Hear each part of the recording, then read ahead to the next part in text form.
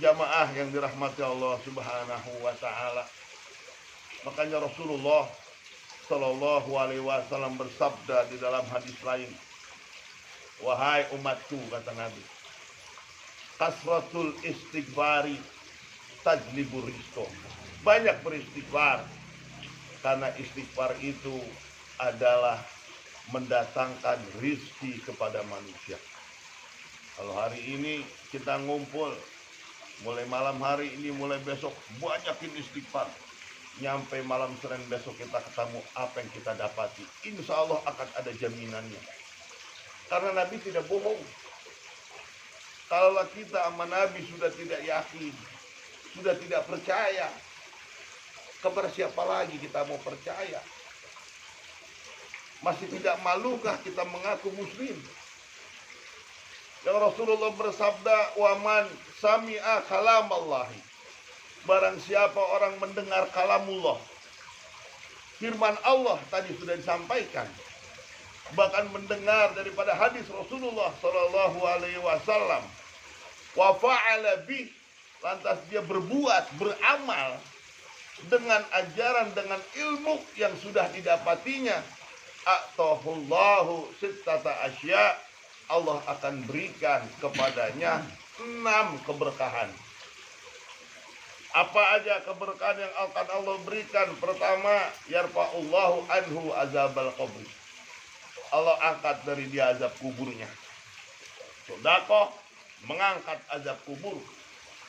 Cinta kepada sesama, mengangkat azab kubur. Maka nggak usahlah cerita plus azab. Kita di dalam kuburan sendirian. Anak, istri, orang yang paling cinta katanya sama kita, jangan nemenin di dalam kubur. Di atas kubur aja nggak mau. Nggak ada yang mau nemenin. Apalagi plus azab. Kayak apa tahu susahnya kita. Tetapi di saat seseorang beramal dengan Al-Quran, dengan hadis, Allah angkat azab kuburnya. Selanjutnya, orang tersebut, kata Nabi, yamurru ala sirat kalbar. Dia lalui sirat, nyebrang di jembatan yang amat sangat dahsyat, kalbar seperti kilat. Siapa orang melewati jembatan itu, maka apabila terpleset jatuh, 1000 tahun baru nyampe ke dalam neraka. Perjalanan 1000 tahun di bawah ditunggu dengan yang amat sangat lebih dahsyat. Na'udzubillah min dzalik. Makanya sedekah itu membersihkan jiwa. Hubungan kita hablum minannah. Istighfar membersihkan hati. Hubungan kita dengan Allah Subhanahu wa taala. Sebab innallaha thayyibun la yaqbalu illa thayyiban. Allah itu baik dan tidak akan menerima kecuali yang baik. Artinya bainahu wa bainallahi hijabun. Ada hijab antara dia dan Allah. Apa hijabnya? Kelakuan kita, akhlak kita, keburukan kita. Bersihkan hijab-hijab itu agar langsung bisa berhubungan dengan Allah Subhanahu wa taala. Yang terakhir, barang siapa mengamalkan ajaran, barang siapa mendengar kalamullah lalu beramal, mendengar hadis lalu beramal, istighfar dan berselawat, maka janji Allah yang disabdakan Rasulullah Shallallahu alaihi wasallam, lam yamut hatta yubashshirul jannah. Dia tidak akan mati sehingga Allah beri kabar gembira kepada dia tentang surganya Allah Subhanahu wa taala. Maka orang-orang yang sudah diberi kabar surga, lihat sekaratnya, lihat meninggalnya penuh dengan senyum kegembiraan. Cepetan Israel, bawa saya. Di sana kegembiraan menanti. Tetapi sebaliknya, alangkah takutnya. Untuk apa kau datang Israel? Aku masih betah, aku belum beramal, dosaku masih numpuk. Bagaimana harta yang ada di rumah? Bagaimana istriku? Bagaimana anakku? Bagaimana? Takut yang amat sangat dahsyat. Sampai saat ini belum dengar orang masih bawa mobil, bawa duit sekoper, nggak ada. Semua ditinggal, istri, anak, rumah, harta semua ditinggal, kecuali amal perbuatan yang kita bawa.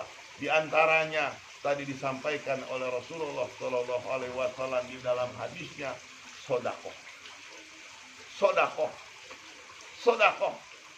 Sodakoh inilah yang akan membersihkan jiwa kita, yang akan menyelamatkan kita. Kita punya 1 juta, kita sumbangkan 1.000 rupiah, 1.000 ini yang akan menyelamatkan kita. Sisanya akan dibuang masuk perut dan akan keluar lagi menjadi kotoran dan menjadi sia-sia belaka. Pantas saja kalau dalam At-Takasur Allah berfirman, alhaakumut takasur. Dalam tafsir Jalalain, alhaakum syagolakum an ta'atillah. Kau sudah disibukkan dunia sehingga kau tidak taat kepada Allah Subhanahu wa ta'ala. Apa yang bikin sibuk? At-Takasur. At-Takasur tafsirnya at-tafakhuru bil amwali wal aulad. Berlebih-lebihan ngurusin anak, ngurusin harta, ngurusin dunia, sehingga lupa taat kita kepada Allah Subhanahu wa ta'ala. Hatta zurtumul makabir, nyampe masuk ke dalam kuburan. Ilok, nyampe nyemplung ke kuburan. Yang kita pikirin anak, yang kita pikirin harta, yang kita pikirin mobil, semua perkara dunia. Tidak ada yang menjanjikan pasti. Kita didik anak kita mati-matian. Tidak sedikit anak durhaka kepada orang tua. Kita bela-belain harta sebanyak-banyaknya, kita kumpulkan, kita rantai, kita kerangkeng, masukin gudang, masukin bagasi. Tidak sedikit harta membuat celaka buat si pemiliknya.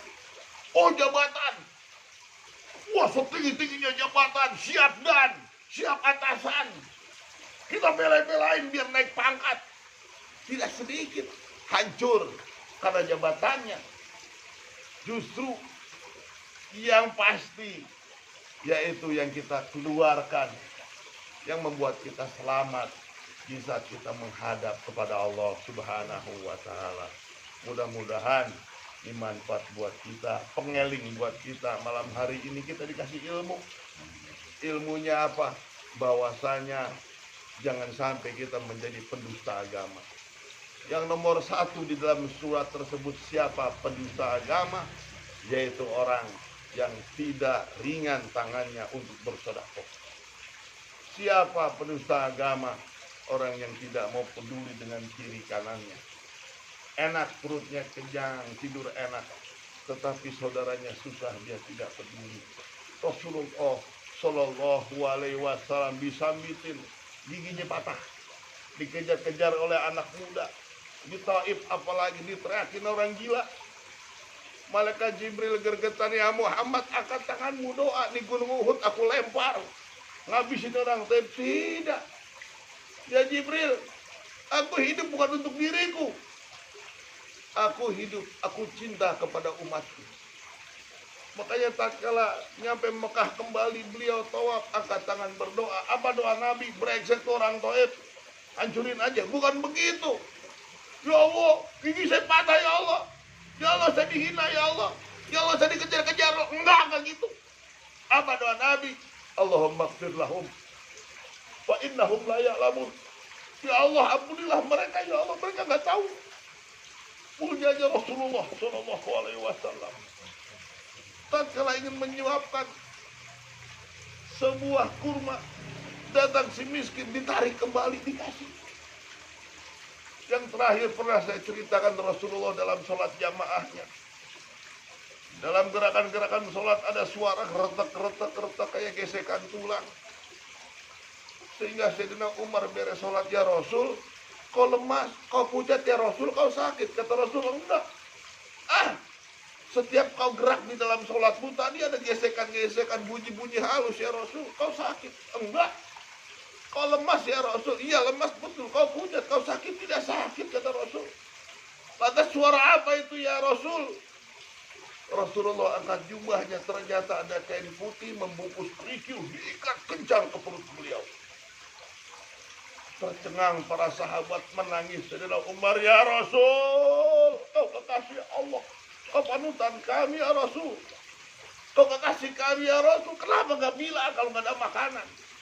Ngomong kami antar ya Rasul, jangan sampai kau nahan lapar, kau ikat perut seperti itu ya Rasul.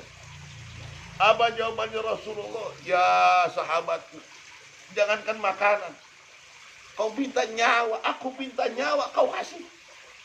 Kalau sekarang ini aku bilang, hai nyawamu untuk aku semua, kau kasih. Aku tahu cintamu besar kepadaku, kata Nabi. Tapi ingat, aku tidak mau menjadi pemimpin yang menyusahkan rakyat. Biar aku yang susah, biar aku yang lapar. Ketahuilah, wahai para sahabat, ini adalah hadiah dari Allah Subhanahu wa ta'ala. Aku nahan lapar, aku lemas, aku pucat seperti ini, agar nanti umatku tidak lapar di hari kiamat.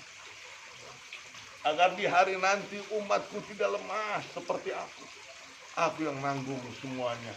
Aku tidak mau menjadi pemimpin yang bergantung dan membuat susah rakyatku. Semua aku tanggung.